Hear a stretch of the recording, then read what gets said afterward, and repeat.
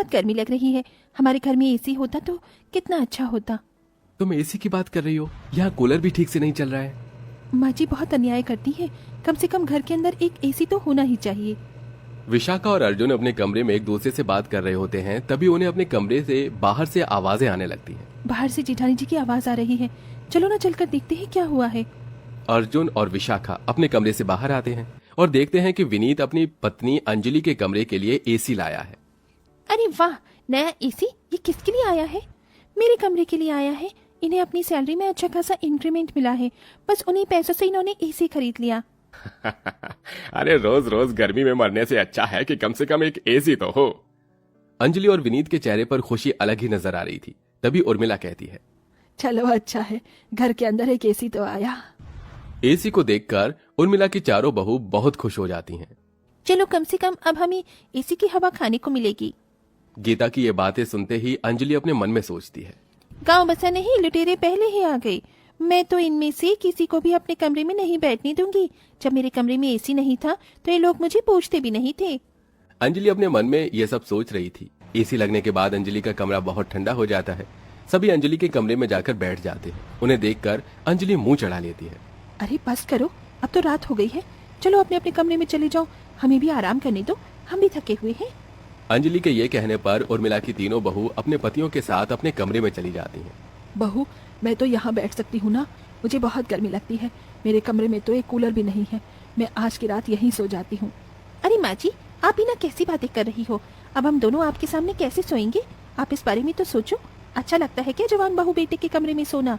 अंजलि के ऐसा कहने पर उर्मिला अपने कमरे में ही चली जाती है और यहाँ तीनों बहू अपने अपने कमरों में अपने पतियों से कहती हैं, देखा, एक ही दिन हुआ है अभी दीदी के कमरे में एसी को लगे हुए, और उन्होंने कैसे अपने कमरे में हमें पका दिया। अब मुझे नहीं पता, आपको हमारे कमरे में भी एसी लगवाना होगा। तुम ये कैसी बातें कर रही हो श्वेता? मैं इतना पैसा कमाता ही कहाँ हूँ जितने में मैं एसी खरीद सकूं। आपकी यही आदत तो मुझे बहुत बुरी लगती है। आज तक कोई शौक, कोई ख्वाहिश पूरी नहीं करवाई आपने मेरी। इधर गीता अपने पति से कहती है, अजी आप हमारे कमरे में एसी कब लगवाने वाले हो? देखो, अब तो अंजलि दीदी के कमरे में एसी लग गया है। अब हम भी एसी की हवा खाएंगे। उन्होंने तो अपने कमरे से हमें भगा ही दिया। एसी का क्या करोगी तुम? अरे कूलर की ठंडी ठंडी हवा है तो सही। एसी से तो बेकार में बिजली का बिल बढ़ता है। देखो जी, मुझे नहीं पता, कुछ भी नहीं पता। जल्द से जल्द हमारे कमरे में एसी आ जाना चाहिए बस, नहीं तो मैं अपने मायके चली जाऊंगी, फिर रहना यहाँ अकेले। अरे यार, तुम्हारी ये धमकी अलग ही रहती है। कोई बात ना मानो तो मायके जाने की धमकी दे देती हो। आपको गर्मी तो दिखाई देती नहीं है? अरे इतनी गर्मी में कम से कम एक एसी तो होना ही चाहिए। इस तरह वैशाली भी अपने पति से कहती है, हम तो यहाँ एसी की बात कर ही रहे थे और देखो वहाँ अंजलि ने एसी भी लगवा लिया। अब हमारे कमरे में भी एक एसी होना चाहिए। तुम ये कैसी बातें कर रही हो? जो दूसरे कर रहे हैं वही सब करना जरूरी थोड़ी ना होता है। मुझे नहीं पता, मुझे बस अपने कमरे में एसी चाहिए, फिर चाहे मुझे ही जॉब क्यों ना करनी पड़े। अब तुमने जिद ठान ही ली है तो फिर मैं कर भी क्या सकता हूँ? तुम्हारी जिद के आगे मेरी एक नहीं चलेगी।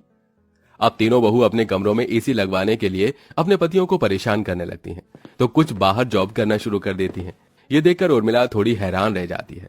हे भगवान, पता नहीं क्या हो गया है मेरी चारों बहू को। चारों को ही अपने कमरों में 4 एसी लगवाने हैं। ये तो अच्छा ही बिल बिठाएंगे मेरे चारों बेटों का।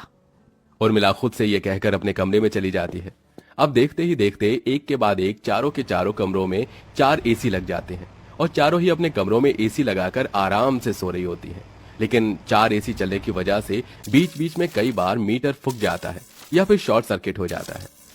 अब तो हमारे कमरे में भी एसी आ गया। अब तो रोमांस करने में भी मजा आएगा। हाँ, तुमने बिल्कुल सही कहा। कितना मजा आ रहा है एसी की हवा खाने में। बस अब तो गर्मी है भी या नहीं पता ही नहीं चलेगा। चारों बहू अपने कमरों में आराम से सो रही थी। तभी अचानक से घर के मीटर में शॉर्ट सर्किट होता है और सभी कमरों की लाइट चली जाती है। अरे ये क्या हुआ? अचानक से लाइट कैसे चली गई? सभी अपने कमरों से बाहर आ जाते हैं।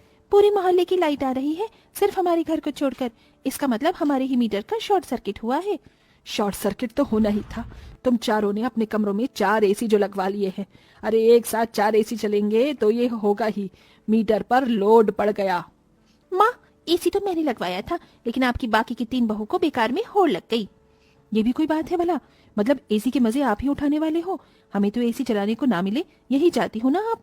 इतना सेल्फिश कैसे हो सकती हो? ये कैसी बातें कर रही हो तुम? इसमें सेल्फिश वाली कोई बात नहीं है। अगर एसी है तो सभी के कमरों में होना चाहिए, नहीं तो किसी के कमरे में भी नहीं होना चाहिए। तुम चारों लड़ना बंद करो। अब हमें यह देखना चाहिए कि शॉर्ट सर्किट को कैसे ठीक किया जाए। मैं बिजली वाले को फोन करता हूँ। अर्जुन बिजली वाले को फोन करता है। इसके बाद घर पर बिजली वाला आता है और शॉर्ट सर्किट ठीक करके जाता है। शॉर्ट सर्किट ठीक करने में ही रात के 2 बज जाते हैं, जिसके बाद वो सब सोने के लिए जाते हैं। अगले दिन उन्हें उठने में देरी हो जाती है, जिसकी वजह से चारों बेटे ऑफिस जाने में लेट हो जाते हैं। अरे आज तो ऑफिस के लिए बहुत लेट हो गया, हमें डांट पड़ने वाली है। सॉरी, कल जल्दी से उठ जाएंगे, आज तो वैसे भी आराम से सोएंगे। इस प्रकार अब चारों बहू के कमरे में 4 एसी सुबह से शाम तक चलते रहते हैं और कभी भी बीच में शॉर्ट सर्किट होता तो चारों भाई मिलकर पैसे मिलाते हैं और उसे ठीक करवाते हैं। यह सब अब चलता ही जा रहा था और इसी के चलते चारों बहू के बीच में कई बार लड़ाई भी हो जाती है। उर्मिला ये सब देखकर बहुत ज्यादा परेशान थी। अब 1 महीने बाद जब उनके घर पर बिल आता है तो अरे कितनी देर से कोई दरवाजा खटखटा रहा है, तुम चारों को सुनाई नहीं दे रहा क्या? जाओ जाकर दरवाजा खोलो। रुको माँ जी, मैं जाकर खोलती हूँ दरवाजा। वैशाली दरवाजा खोलती है। दरवाजे पर बिजली दफ्तर का आदमी खड़ा होता है। ये लीजिए आपके इस महीने का बिजली का बिल, देखिए समय पर भर दीजिएगा। वो आदमी बिजली का बिल देकर वहां से चला जाता है। उसके जाने के बाद जैसे ही वैशाली बिजली का बिल देखती है तो उसकी आंखें फटी की फटी रह जाती हैं और पैरों तले जमीन खिसक जाती है। हे भगवान, कहीं मुझे चक्कर ना आ जाए। ये सब मैं क्या देख रही हूँ?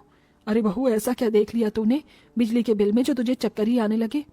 अरे माँ जी, चक्कर तो अब आएंगे सभी को एक एक करके। वैशाली अपने सास को बिजली का बिल पकड़ा देती है। बिजली के बिल में पूरे 80,000 रुपए का बिल होता है। हे प्रभु, हे जगन्नाथ, हे परमेश्वर, ये क्या हो रहा है? 4 बहू के कमरे में 4 एसी का बिल इतना बड़ा। अगर ऐसे ही हर महीने 80,000 का बिल आएगा तो कैसे चलेगा सब कुछ? इतना कहकर उर्मिला अपनी चारों बहू से कहती है, जैसे ही तुम चारों के पति आएंगे उन्हें मेरे कमरे में भेज देना। मैं ये बिजली का बिल अपने कमरे में लेकर जा रही हूँ।